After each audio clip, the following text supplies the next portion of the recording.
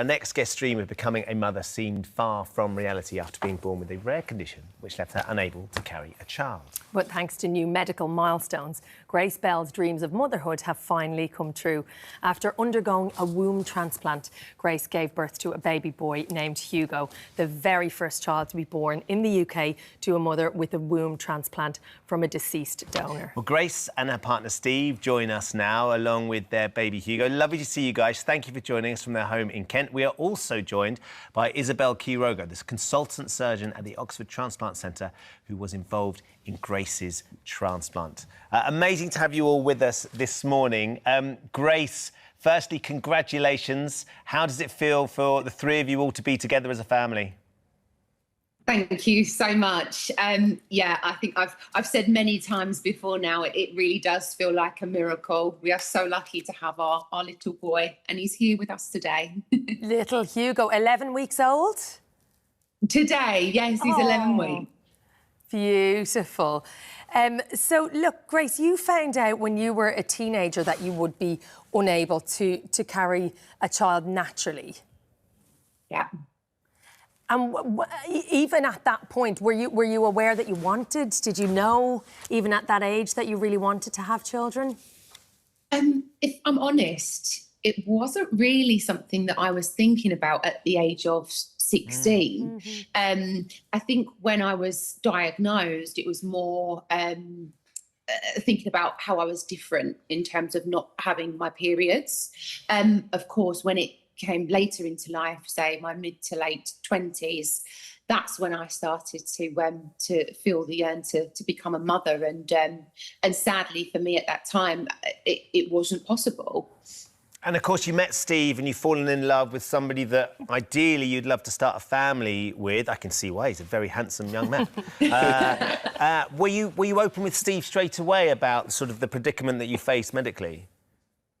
Yes, I was. So I think maybe a couple of months into ultimately dating, I did open up to Steve and told him, of course, about my diagnosis, explained what it was, and then, of course, the options that were available to us at that time, which would have been either adoption, or if we still wanted to have genetically our own baby, it would be via surrogacy. So you went down the IVF route with the view of a surrogate carrying the baby? Yes, that's right. So myself and Steve embarked on the journey to going down the surrogacy route.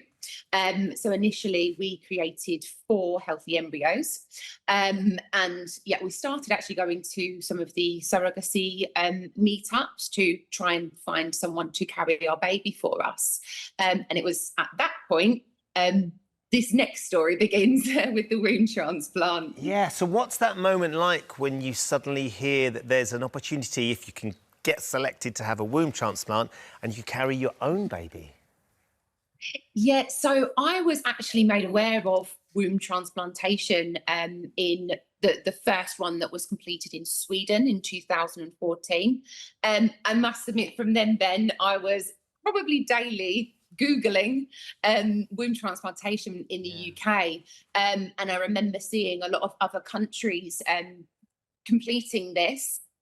The UK were slightly behind due to ethical sign-offs, and also COVID hit, of course, which delayed the programme ultimately here in the UK. So you were signed up then to the programme, and in June 2024 that call came. Yeah, that was an incredible moment. So I was actually put on the donor waiting list back in the February, and I was told at that time, you can get a phone call at any time. It could be tomorrow, it could be in a year, but it can be at any time. So of course, me and Steve had our phones on loud, even at night time. And then, yes, the day finally came. I was on a work call doing quite a big presentation at the time. And the phone call came in. I actually ignored it, thinking it was just them telling me about my blood results. You don't want to screen that call. No. Yeah.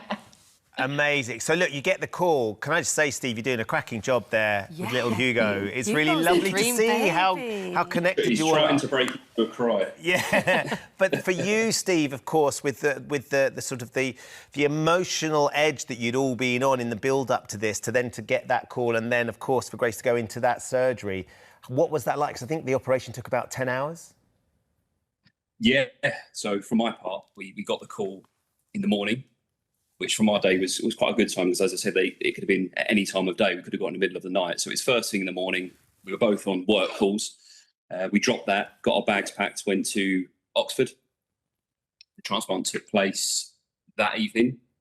And even when the transplant was taking place the following day, I was actually still working through it, because I, of course, with the medical expertise, I was completely helpless, and they're in the best healthcare, for my opinion, in the world, doing this transplant. So I wanted to keep my mind busy rather than just pacing up and down and waiting. What was it, 10 hours?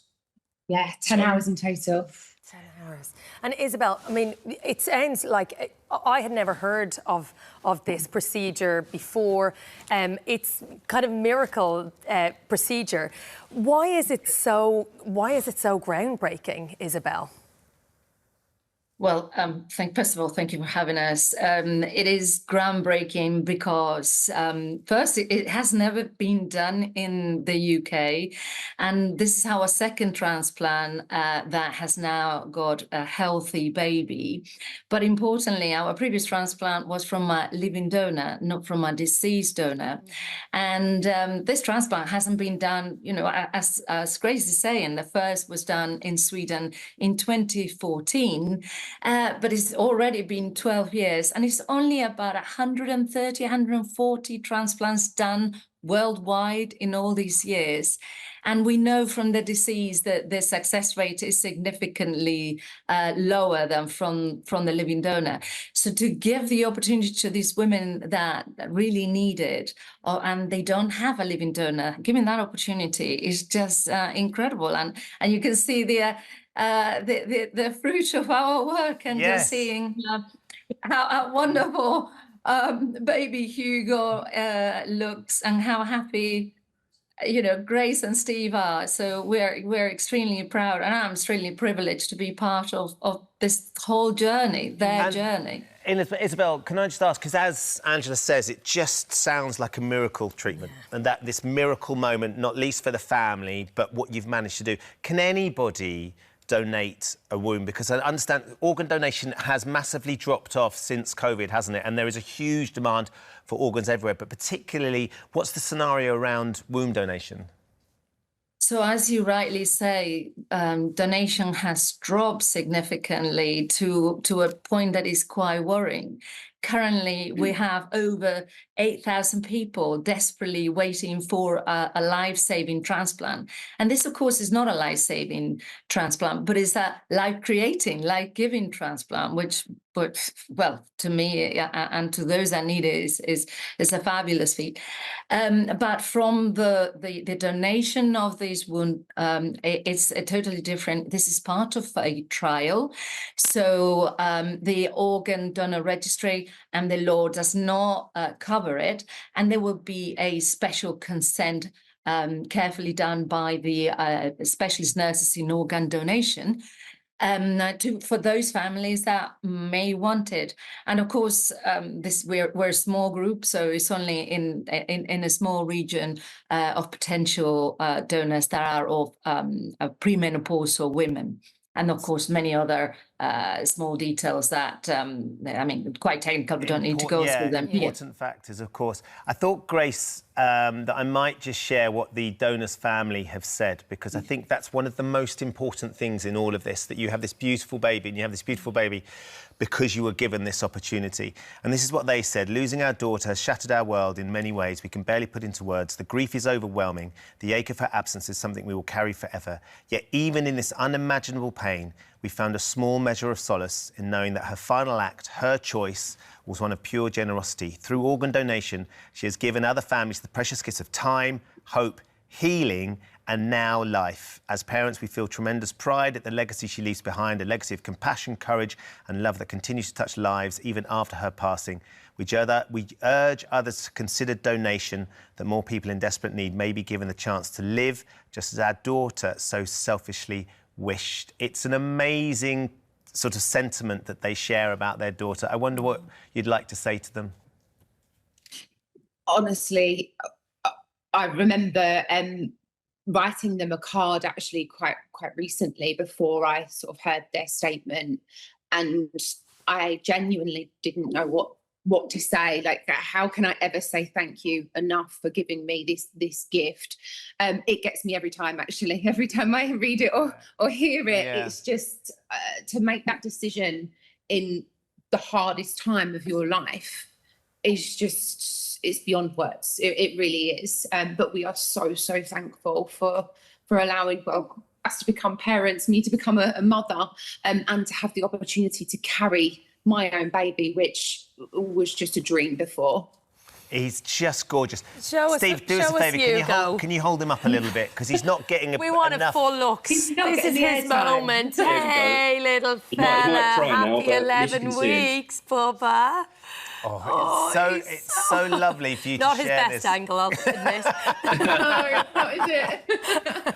Thank you for joining us this morning and sharing the story. We're so thrilled for all three of you. And Isabel, thank you to you and the team as well, because it is a miraculous operation and thing that you are able to do. And we can never, ever thank that family and that woman, and brave young lady as well for the donation as well. So thank you all for joining us. Thank you so much. Lovely to meet you all. Thank you so much. Isn't he gorgeous? Magic. Happy 11th week to him.